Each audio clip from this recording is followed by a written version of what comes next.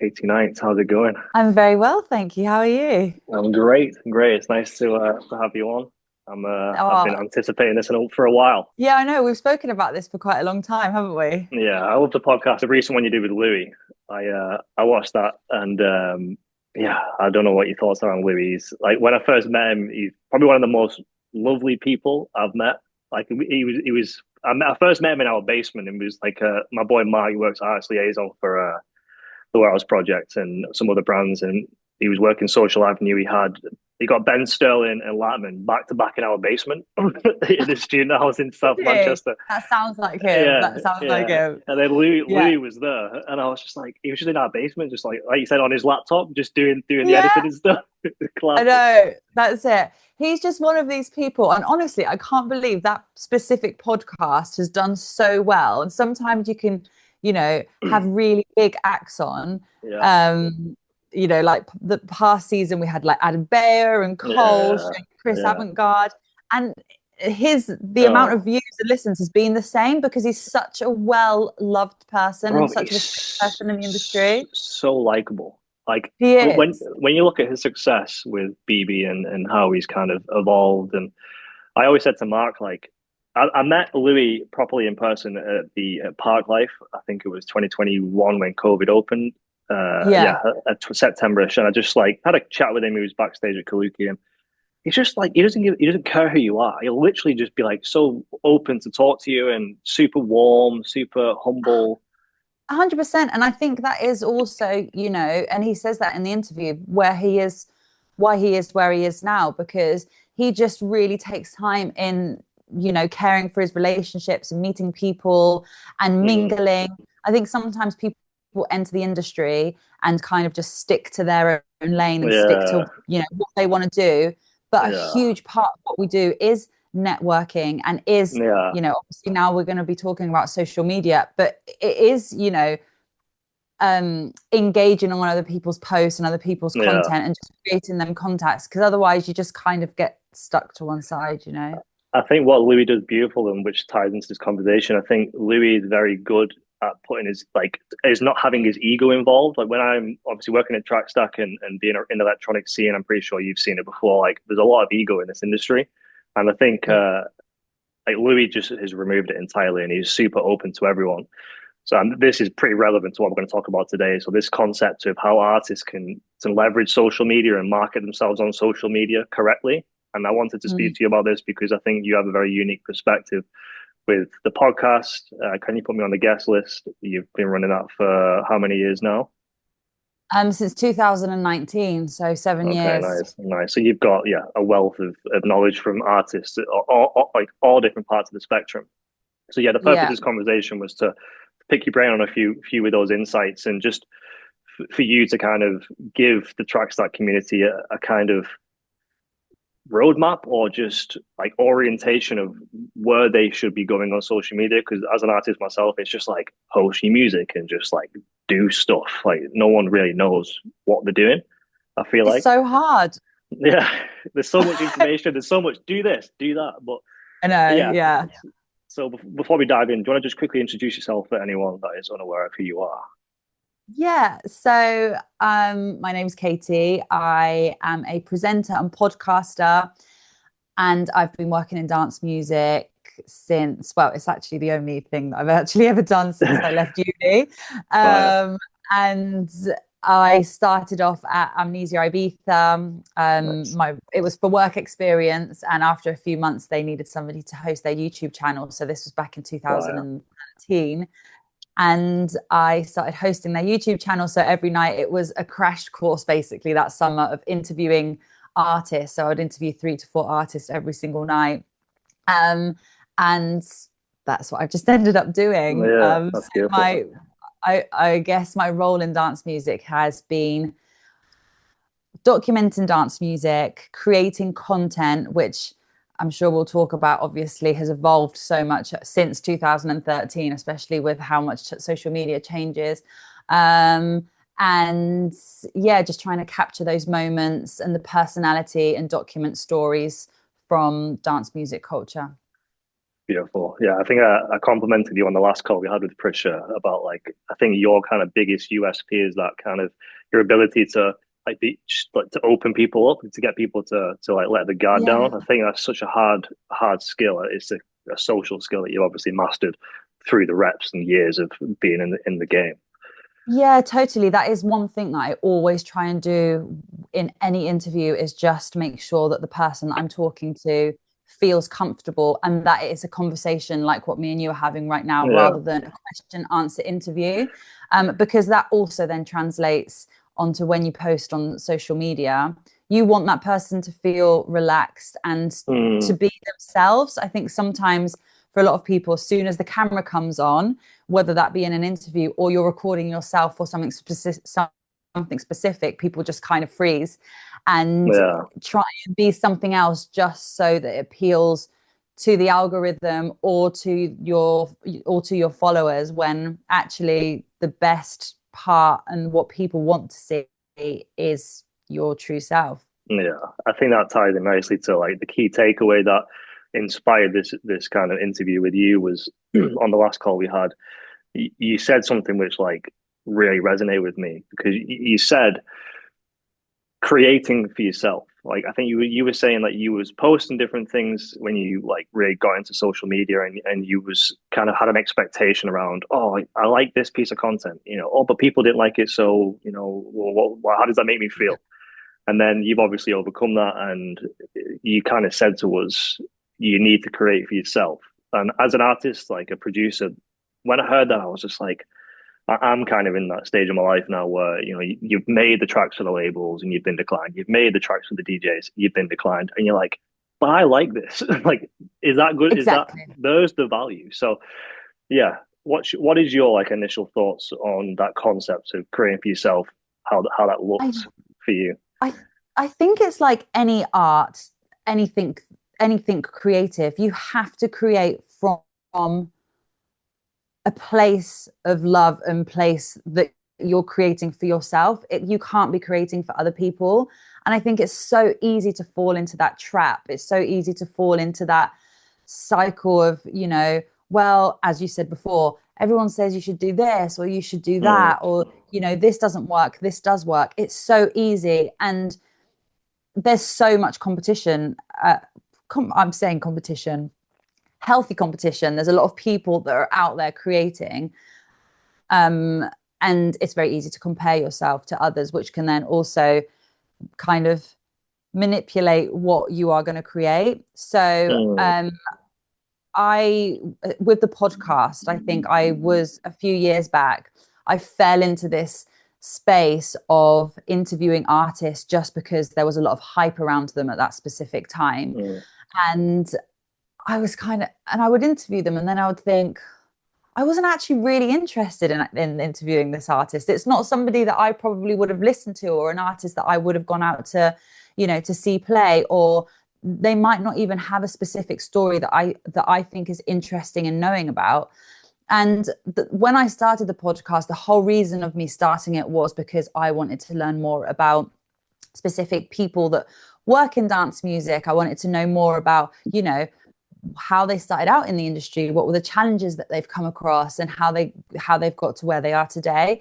So when I fell into that kind of dip of all of a sudden feeling like, I'm doing this because, it might get more views or might get more likes, I yeah. wasn't enjoying what I was doing.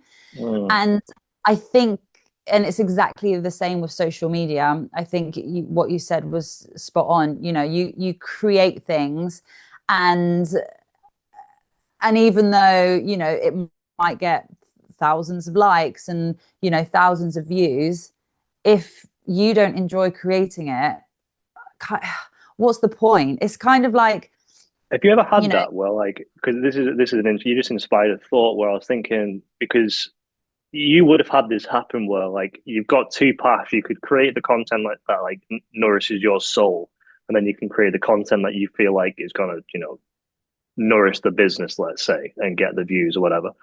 Like, if you had that before, where you went down either path and you've achieved both of them, like, how does it feel if you go down the path of you're making content, your heart's not in it. You kind of just doing it because you feel like it's the right thing to do, like, socially or whatever. Like, and it goes well. What are you left with? Do you just feel satisfied? Do you feel empty or inspired to carry on? Or It's a really good question. I think obviously, some if you saw the numbers and it was something that worked yeah, really well, you would probably think, okay, cool, well, it worked.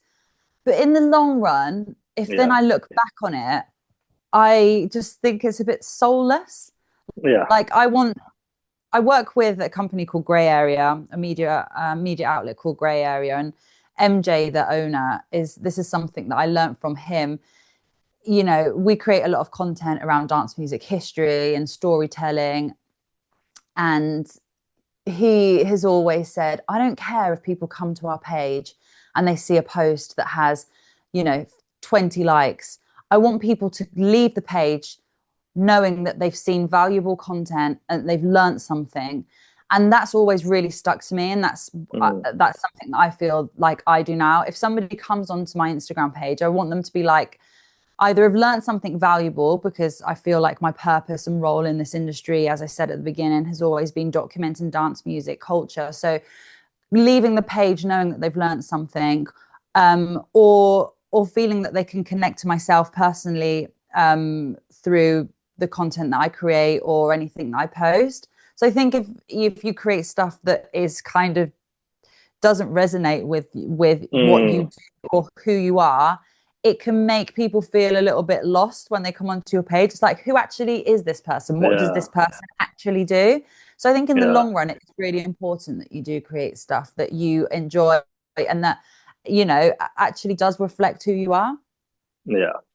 That's a great point. And when you went down this path of kind of, you said then, like when you started the podcast, you were kind of, you had a few guests on that you felt like was maybe trendy, or you would have the guest on for the numbers, let's say. How did like the transition? How did that transition go? Like, and was there like a pivotal moment where you're like, I don't want to do that anymore. Like that interview wasn't for me. Like, I'm going to go all in on this now and just get the guest that I want and be patient with it. Totally.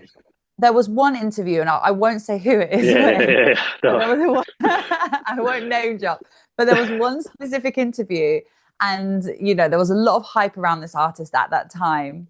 Mm, So got them on the podcast. And then I remember when the podcast was coming towards an end, I was kind of felt a bit drained and I didn't really have anything else to say.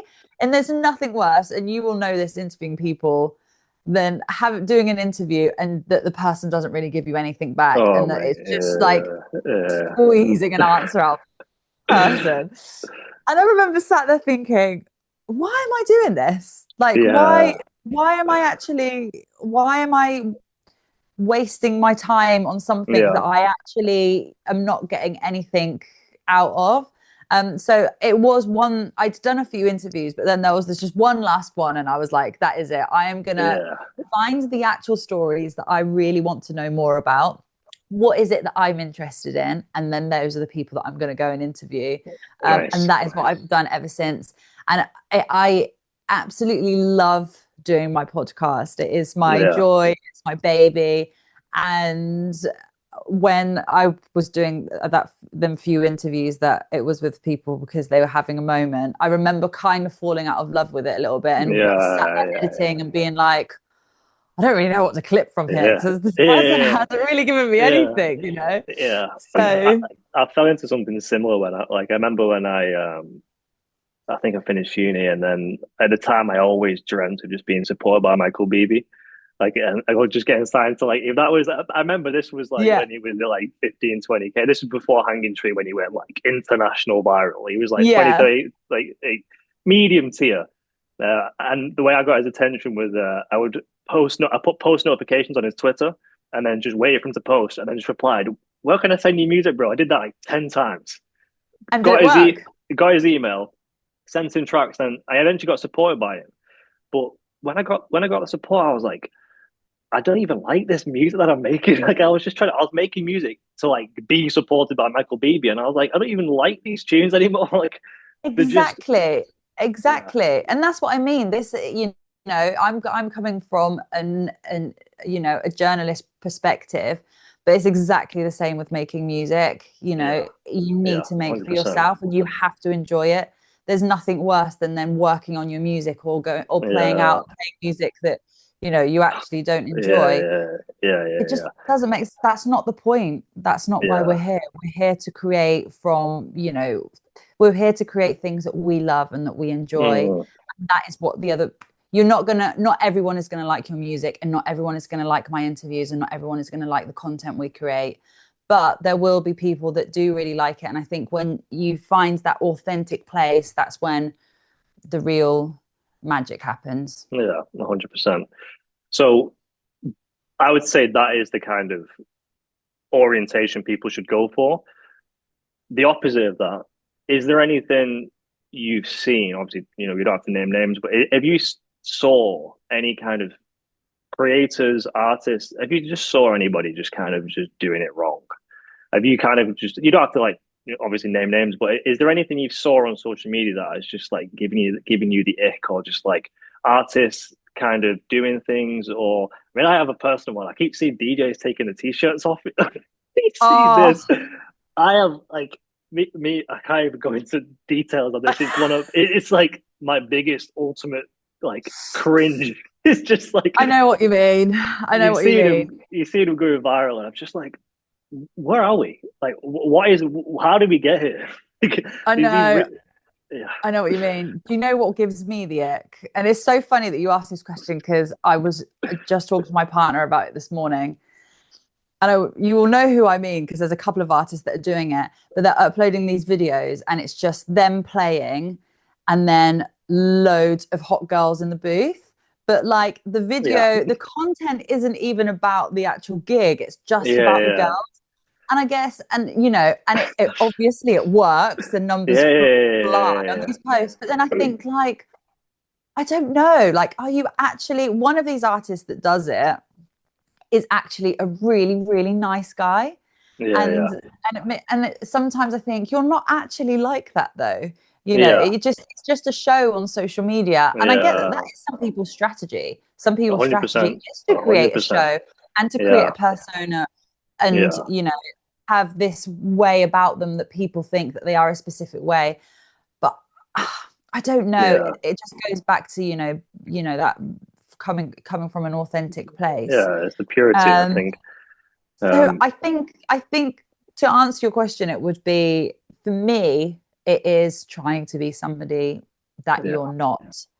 And you know, a lot of people will say, well, I have to do that because I don't actually, like the way that I come across on social media, or I don't really know how else to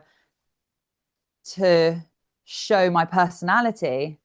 But I think that's where people get it wrong, because there will always be something that people like about you. And there will mhm, always be something that you can find that you want to share on social media. And there'll always be something to find that you are really good at creating. You've mm. just got to find it and stick to it and go for it, but just don't try and be somebody that you're not. Yeah, I think that being I would say that is a great point. I think that is rooted in fear.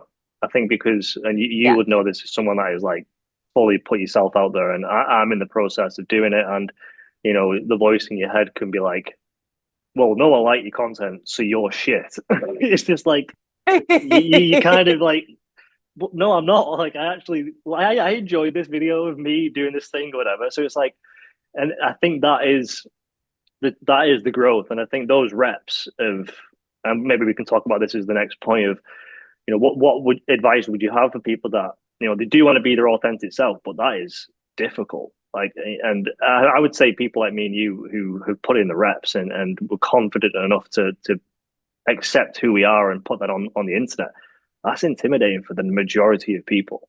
So I think It just paying a is. load of models to show up at your gig and just videoing them is much easier.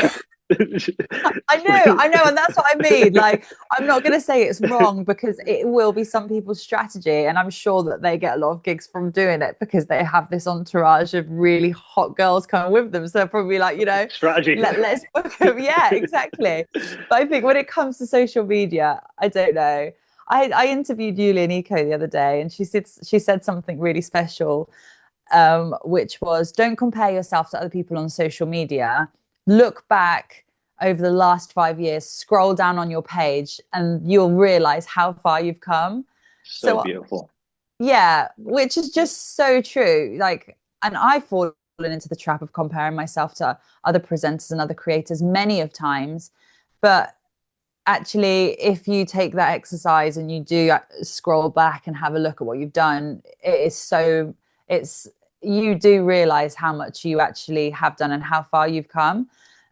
But on that same token, but going back to the whole artist with, creating this persona or showing a different side of them, or a person they not really are, I always think to myself, imagine if you then scroll back in like 10 years time and you'll be like giving yourself the ick, you'll be, oh, Oh I'm so cringe, yeah. why did I used to do that? Yeah, yeah. you It's know like it's. I mean, you probably saw the one guy that takes his t-shirt off.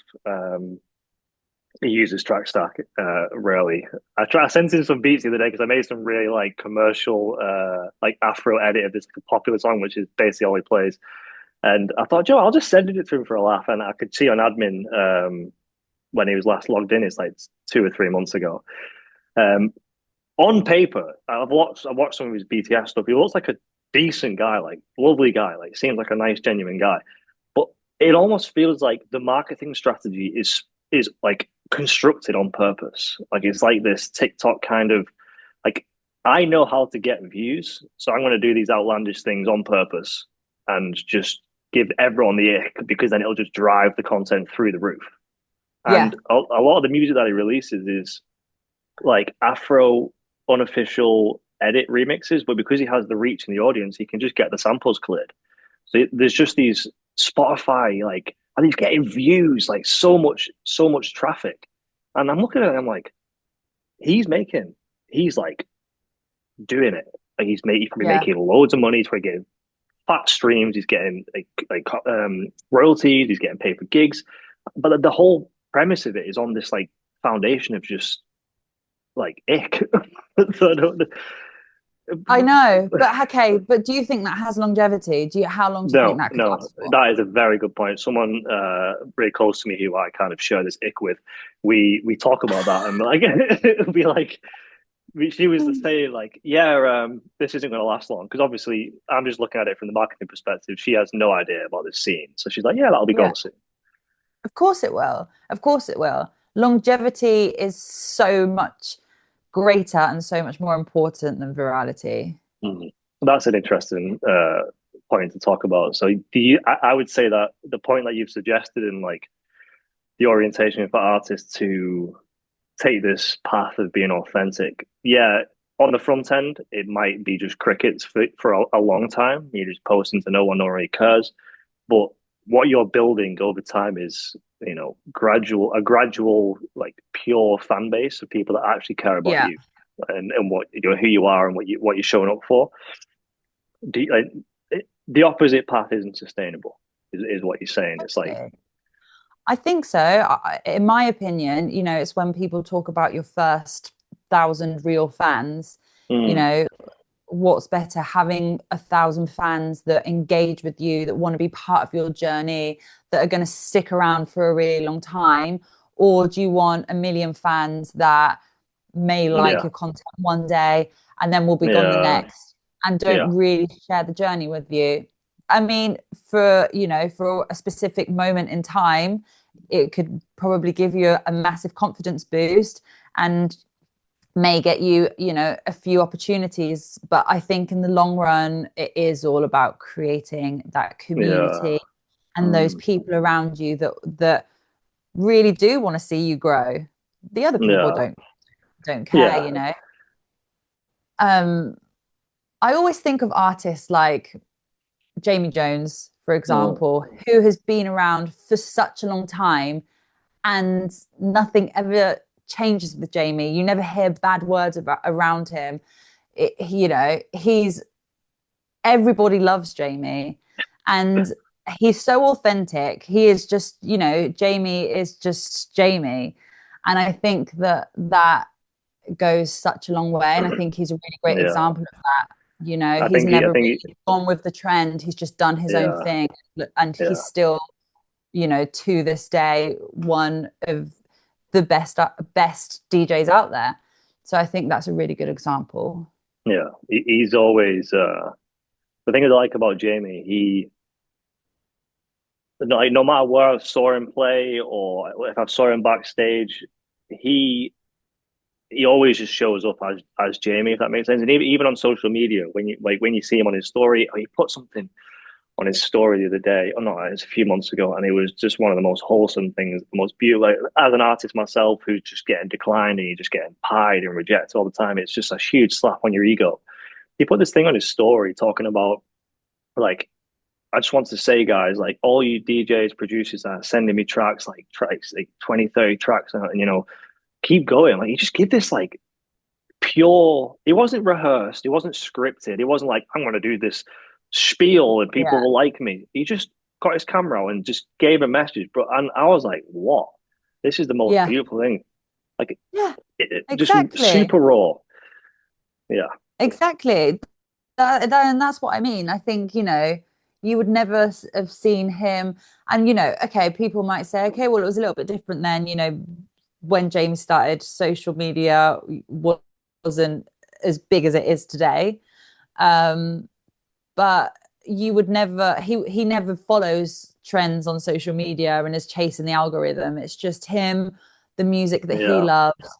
And and that is why Jamie Jones is where he yeah, is today and will be for a very long time. yeah, So yeah, I agree with you. It's when you see moments like that, people can connect with it. People yeah. don't connect with icky Girls in the things. booth. Yeah, Girls in the booth and some t-shirts guys on. might, some people might, you know. You know what? I hate to say it, like me and this partner that we share this ick with, when we look into the crowd, because obviously you're a seasoned veteran, you've been in just endless amounts of raves and the same myself. So I can see ravers, I can see party people, I can see them, I can look at them and go, that's a party person. Like I can tell. When I Yeah, look at the crowd in some of these venues with all this marketing crap, I look at it and I'm like, no one gives a shit about what's happening right now. It could be the sickest tune you've ever heard. It could be like massive viral song, but everyone's just like, yo, I'm here to be seen. Like, it's so sad. it's so tragic. Yeah. Don't even get me started on this. This is a whole other podcast in itself. But I Oh, God. honestly, I don't know how you feel about it, but you know, uh, Yeah. I lived in Ivan Yeasons and Ibiza were very much Okay. without, you know, you wouldn't go to DC10 and there'd be every person on the dance floor with their phone out. It was just like everyone was just there for such a good time and you're like in the moment and everyone's Yeah. having so much fun. And now you go and everyone's just like, and it's just like, Yeah. oh, Well, I mean, yeah. I don't. I You get you it, probably. but Yeah. The problem I have with living here in Phuket, like I've just accepted that it's this season in my life where I'm in a growth phase and focus on music. There is not much of a rave scene in this part of the world. You've got Bali, which obviously they call it the Ibiza of Asia. Phuket yeah. has one club that you've seen, Cafe Del Mar, has some of the biggest guests on the planet. That's a separate story how that's been orchestrated. Super dodgy. But the crowd that come are just like civilians that are just like, oh, Cafe Del Mar, I'm gonna go watch who's this? Black Coffee? I'll go and watch Black Coffee. So you're on the dance floor and there's just some mum with like the kids. And I'm just like, where are you? Like if you would never go to the Warehouse Project and see like Solomon, he's just smashing That's so slammers funny. and everyone there is like in it for Solomon. Here it's just like, oh yeah, I'm here on holiday for 2 weeks. Who's Solomon? It's just like That's so funny. So what's the vibe like on the dance floor then? exactly that. It's just loads of like Just kind of it's just it almost feels like if you was to take an alien and just like put them on a dance floor, it'd be like, this is Solomon. They'd be like, what's happening here? That's what it feels like. And obviously you can go with your mates or whatever. You can create a vibe with your mates. Obviously, you can create your own vibes, but like for the majority, I'm going to be honest with you, it's like it is very pretentious at Cafe Del Mar. Anyway, I played there 2 or 3 times. Big up to Jerome for giving me the shot to play there. But I mean, he knows it himself. It's like it's just girls taking selfies. I remember I was playing one. It was like a pool party warm up, and there was like an Instagram girl in the pool just taking selfies for an hour. I'm not even joking. I started my set, Oh finished it, and no. she was still in there taking pictures. I'm like, I've just finished my set. I was like, it's been an hour and a half. That's I what it is. know. Yeah, it's the only problem. But yeah, Yeah. It's sad. There's places and places, isn't aren't there really? I do miss the underground. I do miss that's the one thing I missed like so much about the UK and just Europe. I miss like Dutch raves. I miss Ibiza.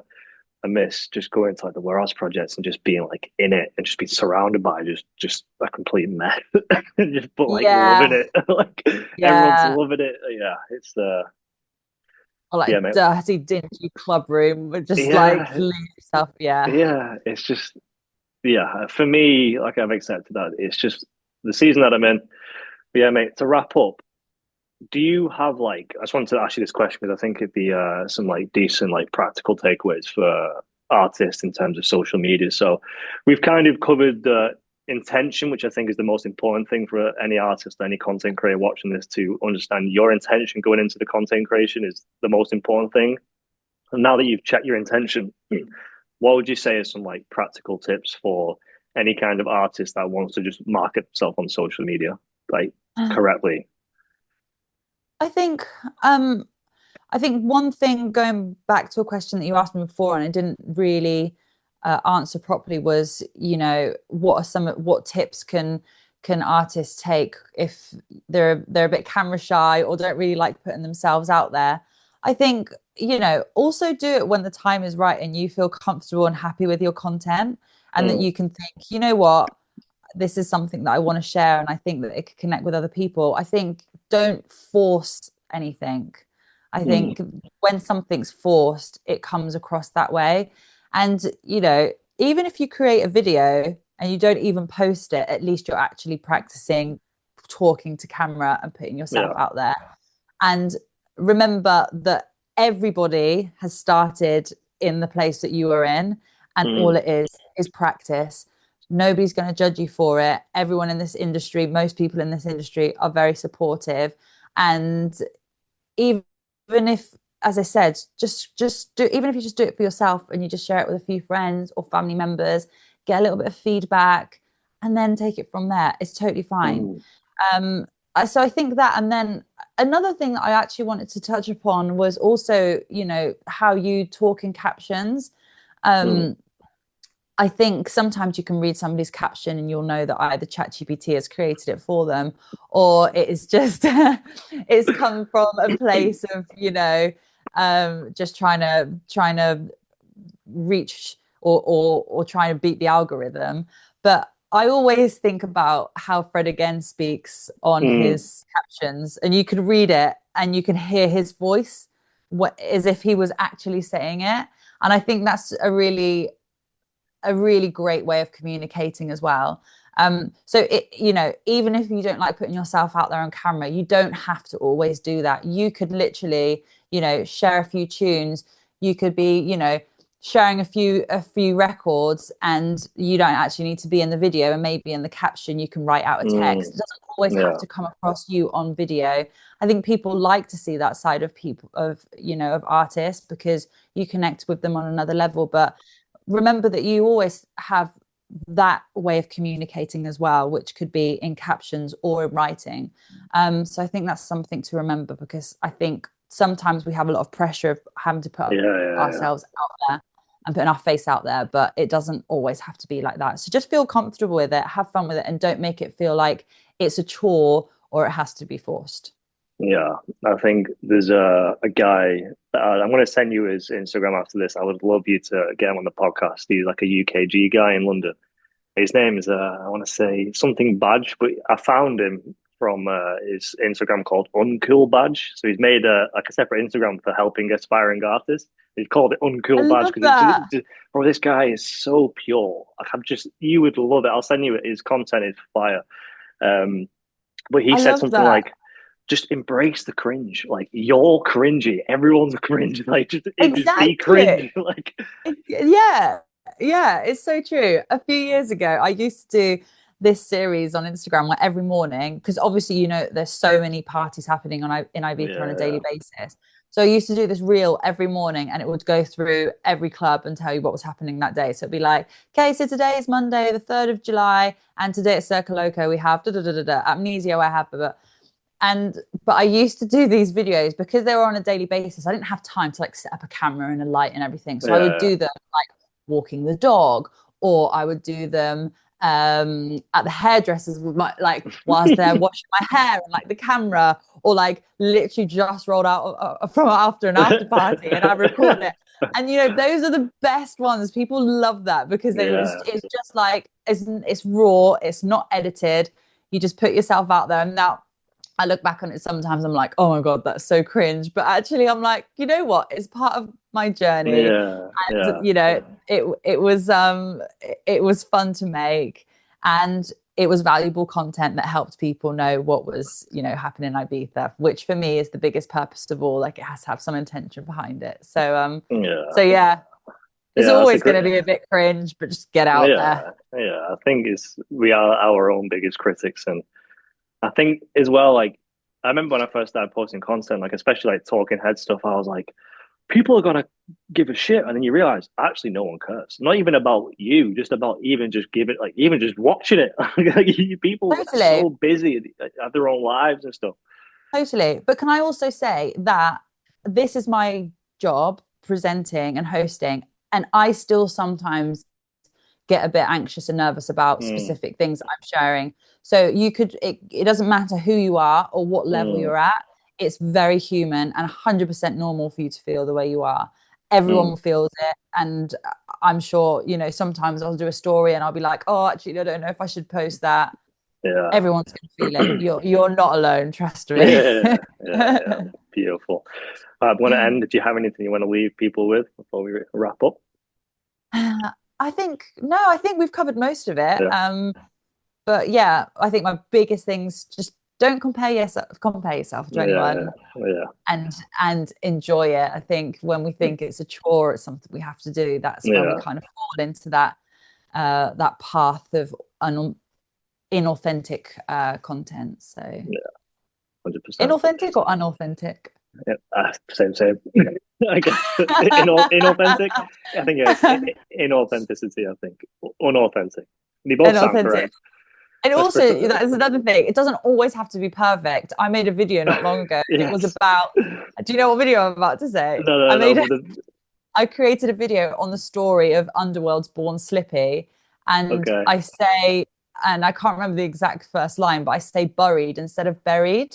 okay. Um, I've been slammed in the comments for this, but I was like, it just came out that way. And I don't Yeah. know where it came from, but I Do you just know? never edited it out. Do you know what I think?